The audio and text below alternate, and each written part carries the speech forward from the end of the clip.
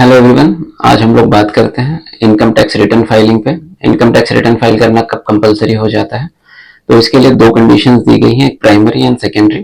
Primary condition में basic exemption limit बताई गई है, यानी total income without any deductions. तो एक इंडिविजुअल जिनकी एज लेस देन 60 ईयर्स है उनके लिए बेसिक एग्जम्पशन लिमिट 2,50,000 रुपीज है। इंडिविजुअल जिनकी age 60 years and up to 79 years है उनके लिए बेसिक एग्जम्पशन लिमिट जो है वो 3 लाख रुपीज है। और सुपर सीनियर सिटीजन यानी जिनकी एज 80 एंड प्लस है उनके लिए 5 लाख रुपीज की बेसिक एग्जम्पशन लिमिट दी गई है।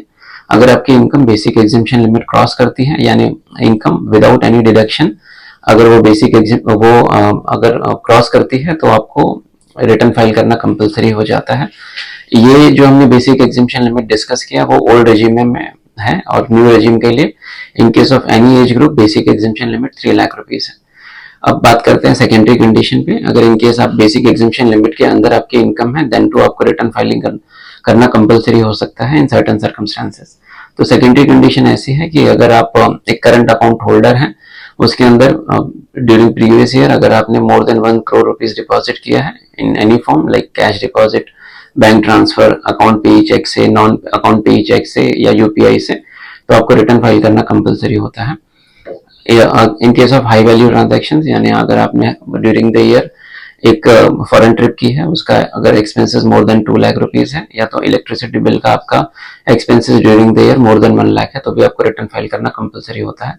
आप एक बिजनेस ओनर हैं या ट्रेड आप जिसमें तहत आप ट्रेडिंग या मैन्युफैक्चरिंग करते हैं, अगर आपका transaction business turnover is more than 60 lakh rupees, और in case of a professional यानी डॉक्टर, सीए, एडवोकेट, उनकी प्रोफेशनल रिसीट अगर मोर देन 10 लाख रुपीज है तो रिटर्न फाइल करना कंपलसरी हो जाता है। अगर आपके इनकम पे बैंक ने या किसी ने भी टीडीएस डिडक्ट किया है और आप रिफंड क्लेम करना चाहते हैं तो आपको रिटर्न फाइल करना कंपलसरी हो जाता है। अगर आपने प्रीवियस ईयर में लॉस क्लेम किया है और आप उसको कैरी फॉरवर्ड करना है आपको, तो आपको रिटर्न फाइल करना कंपलसरी हो जाता है।